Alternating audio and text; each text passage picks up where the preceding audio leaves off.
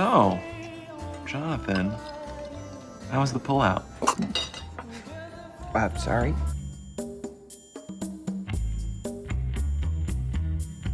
Number 20, Hot Damn, Brooklyn Nine-Nine. This show is famous for its hilariously creative and creatively hilarious cold opens. This popular cold open moment was not even scripted. When Amy gets to work late for the first time, the squad speculates increasingly ridiculous theories on why she was late. Captain Holt suggests she got held up at the bank. I'd say she's in line at the bank. Sure enough, he was right. There's a problem at the bank. Hot damn! Holt's exclamation was in fact completely improvised by Andre Braugher, and was even enough to send the entire cast into convulsions. Notice the very close and even abrupt editing. Never tell anyone about this. Holt's damn adventures don't stop there, returning in season 5. What a damn good gag. Oh, damn. Oh, damn. Oh, damn! And that is 3 oh dams.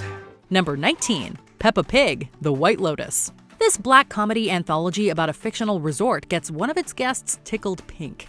In one episode, Jennifer Coolidge as the rich and spoiled heiress Tanya shows up at the resort in salmon pink. Tanya claims she's dressed as Monica Vitti, but the Italian manager confuses her with another character altogether. Guess who I am? What? Peppa Pig. Not only was this reply improvised by Sabrina Impacciatore, but she wasn't even sure it made it into the show. Right afterward, the whole cast burst out laughing and they had to cut. Very sexy. Brava. Brava, Monica. Thank goodness it wasn't, or else we would have missed out on some comedy gold. Number 18, I Kind of Hate Women. It's Always Sunny in Philadelphia. Everyone's favorite gang of narcissist sociopaths is at it again. When the gang finds out that M. Night Shyamalan is in town, Mac and Charlie decide to write a movie, specifically a prequel to The Sixth Sense called, you guessed it, The Fifth Sense. But they are missing, as Dennis points out, a female love interest. Mac responds accordingly. We need to get a female lead character in there that Dolph can bang throughout the whole movie. Yeah, I kind of hate women, though. This casually misogynistic comment not only became a meme, but was totally improvised. This improvisation was also the moment the creators decided to develop Mac's character as a repressed gay man who hates women. A great tribute to the Greek and Roman tradition, to be sure. How'd you like to be in the movie business? Number 17, Tormund's Stare at Brienne, Game of Thrones. Tormund Giantsbane's infatuation with Brienne of Tarth is as cute as it is, surprisingly enough, mostly improvised by Christopher Hivju. From Tormund's first sight of Brienne arriving at Castle Black on horseback, this wildling raider cannot keep his eyes off her.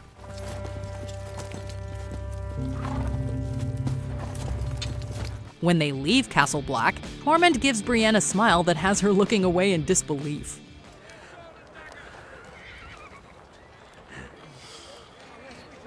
Is this the smile that launched 1,000 fanfics? Yes, but it was an unscripted moment improvised by Hivju. It was so consequential, though, that fans were taken aback when Brienne went with Jaime instead. The course of true love never does run smooth. Number 16, The Tea Set, Veep. This series about a frazzled vice president and her team can be really bumbling at times. In this hilarious scene from season 3, Gary and Mike are watching Selena deliver a speech when they back up and accidentally break a china tea set. Hey, Sue, sorry. Hey, listen. Scrambling to hide their crime, they brush it under a curtain. Oh my God. Behind the curtain. Put it behind the curtain. It turned out that actor Tony Hale accidentally broke the china set, but the showrunners insisted he and Matt Walsh keep going with the film rolling. Oh my God. Most of this scene then is improvised. Talk about spilling the tea. Number 15, The Cookie, New Girl. What happens when you give your roommate a cookie? Comedy gold, it seems. In this season 2 scene, Nick gives Schmidt a cookie, insensitively shaped like the Star of David to celebrate Schmidt's Jewish heritage. When Schmidt calls him out for his insensitivity, Nick descends into an increasingly incoherent defense. You gave me a cookie, I gave you a cookie. You gave me a cookie, gave you a cookie. Cookies are indeed serious business, but Jake Johnson was only supposed to repeat the line once. Gave me cookie, got you cookie. You gave me cookie, I got you cookie, man. Instead, he repeated it 5 times in a perfectly frazzled delivery. Gave me cookie, got you cookie. We're even. We're even, Schmidt. Johnson later posted a part of the script on his Instagram page as proof of his comic improvisation. Number 14. Most of Murray's conversation with Jonathan and Nancy. Stranger Things. Great actors can make awkward moments even more awkward and hilarious. Nancy and Jonathan have finally consummated their will they, won't they romance in conspiracy theorist Murray's basement. It's about time.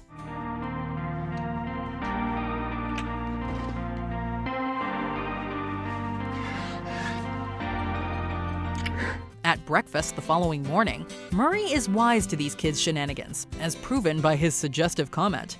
So, Jonathan, how was the pullout? Sorry? The pull-out innuendo was scripted. What was not scripted was Murray dropping his scrambled egg and his answering flirtatiously, "Oops." I bet. Oops.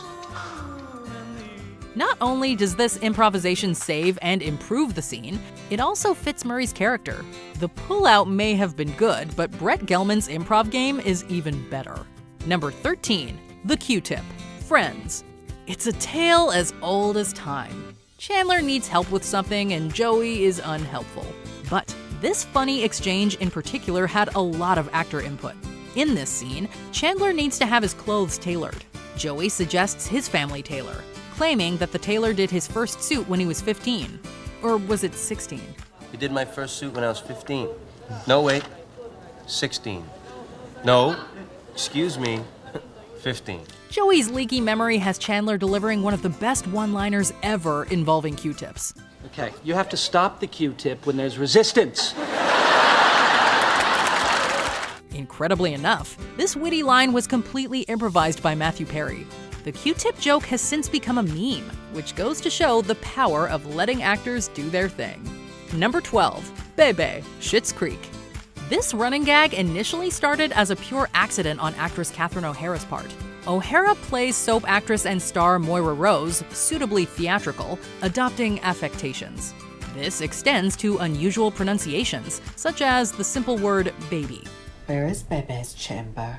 Too English for the French or Spanish word and too European for the regular English word, Moira's affected bebe is a delightful verbal Frankenstein that grows worse and better upon repetition. Does Bebe enjoy the theater? O'Hara's first time saying the word in season 2 was pure accident, but upon seeing her team's laughter, she decided to keep it. Either way, it's great progress for Bebe. So now you're taking Bebe to the spa. Number 11, Elaine's Dance, Seinfeld. It's the little kicks that make life worthwhile, or at least a grand old comedy. During a company party hosted by Elaine, she opens the floor with what is presumably a dance. It looks, however, more like a spasm.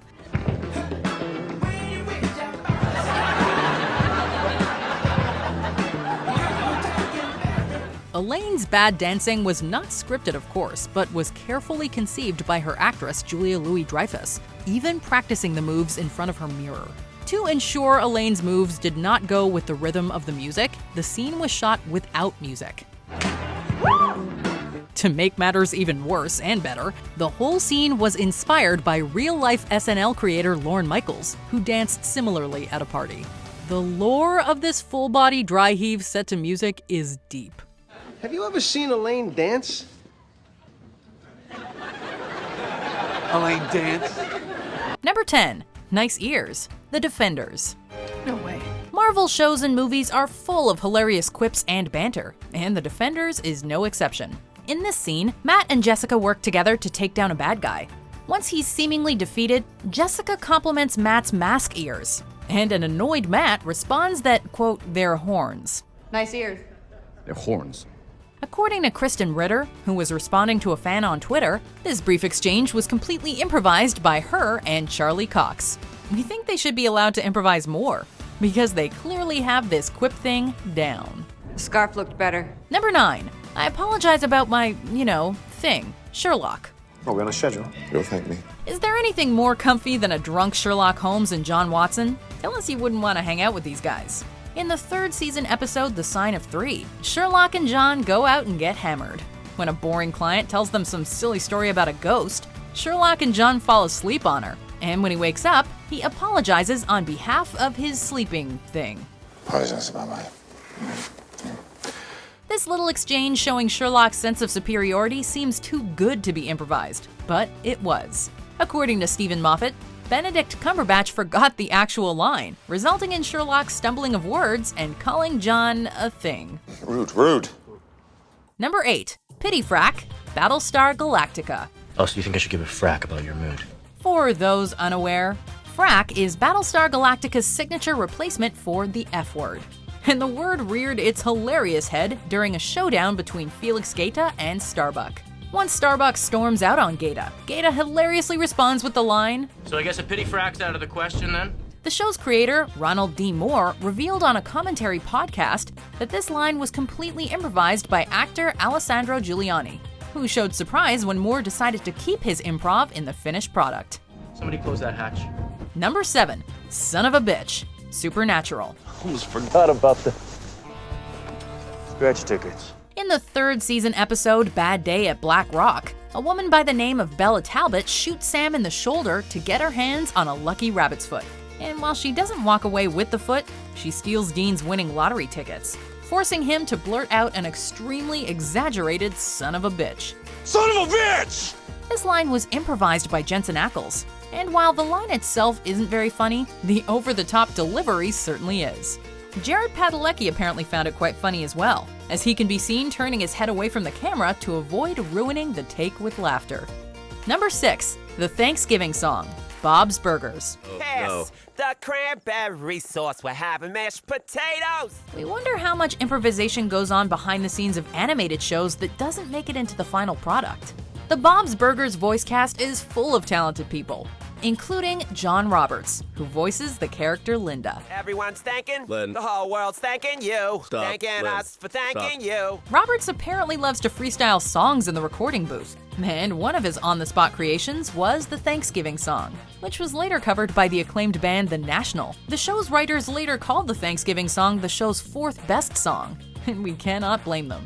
It takes a lot of talent to create a song on the spot, and even more talent to make it funny. Pass the cranberry sauce. We're having mashed potatoes. Ooh, the turkey looks great. Number 5. Animal Cracker Clothes, Buffy the Vampire Slayer. Oh, hey.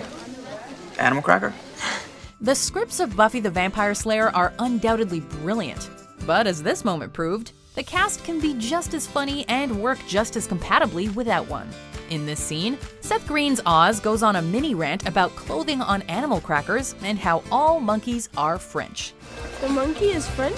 All monkeys are French. You didn't know that? No. The episode's writer, Marty Noxon, later revealed on the DVD commentary that everything following Oz's compliment to Willow was improvised by Seth Green and Allison Hannigan. And you know the monkey's just, I mock you with my monkey pants. It's both a tender and hilarious moment between the two characters, and it all came from the minds of the actors involved. Who needs writers anyway? Just kidding, we love our writers. The monkey's the only cookie animal that gets to wear clothes. You know that? Number 4. Science Biatch, Agents of S.H.I.E.L.D. What did you do? Fitz has a great sense of humor, and that is on full display in this scene. Once Fitz disables Gordon's teleportation powers, Gordon asks Fitz what he's done, to which he brilliantly responds, Science, biatch. As fellow actor Clark Gregg explains, the line was simply written as science, but Ian DeCastiger added the biatch as a nod to Breaking Bad. Gregg also called it, quote, the best ad-lib in the history of television on Twitter. And while we wouldn't go that far, it certainly is a hilarious quip. And we will never pass up a reference to one of the greatest shows of all time. Of course, why didn't I think of that? That's okay. Number 3. You Look Ridiculous, The Walking Dead. To punch the clock and make the casseroles. The Walking Dead isn't exactly full of humor. It concerns the end of civilization, and its characters are usually more concerned with surviving than sharing quippy banter. Daryl is perhaps the most stoic character of all, as he doesn't seem to have a single funny bone in his body, which makes this improvised line all the more hilarious. Once the group assimilates into Alexandria, the usually hardened and dirty Carol begins dressing like a grandma, prompting the equally tough Daryl to call her appearance ridiculous. You look ridiculous. The line is funny, but it also adds a further dimension to the relationship between Carol and Daryl. It is simply an all-around great ad-lib. I'm gonna hose you down in your sleep. Number 2. Network Connectivity Problems, Parks and Recreation. Leslie, go home. No, I can't. I can't go home. I have to get ready for the Chamber of Secret. You just can't write jokes like this. In the season 3 episode Flu Season, Leslie gets sick, prompting Andy to Google her symptoms and find that she has network connectivity problems. It's one of the funniest lines of the entire show, and it was all completely improvised by the master, Chris Pratt. Leslie, I typed your symptoms into the thing up here, and it says you could have network connectivity problems. The show's creator, Michael Schur, later showed respect for Pratt's ad-lib, calling it, quote, the funniest joke that's ever been on our show. The cast of Parks and Rec wasn't given much room to improvise, aside from Patton Oswalt's rambling Star Wars speech, but Pratt clearly saw his opportunity and took it, resulting in a joke that was completely unexpected and gut-bustingly hilarious. The funniest line ever spoken on our show is improvised by Chris Pratt. Number 1. Michael kisses Oscar, The Office. You ready? What are you doing? I am going to embrace Oscar. When Steve Carell sees a joke, he takes it. In the season 3 premiere, Gay Witch Hunt, Michael accidentally outs Oscar, and to show his support, he kisses him on the lips. It's an incredibly inappropriate thing to do, and it proves that Steve Carell knew his character perfectly, because the entire sequence was improvised by Carell and Oscar Nunez. I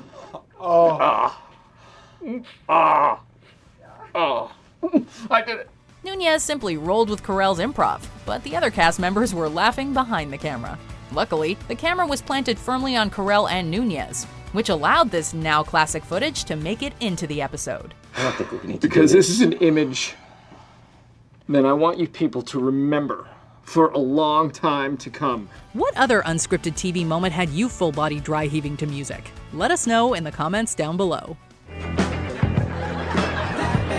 Hey, Fancy Moses. Did you enjoy this video? Check out these other clips from WatchMojo, and be sure to subscribe and ring the bell to be notified about our latest videos.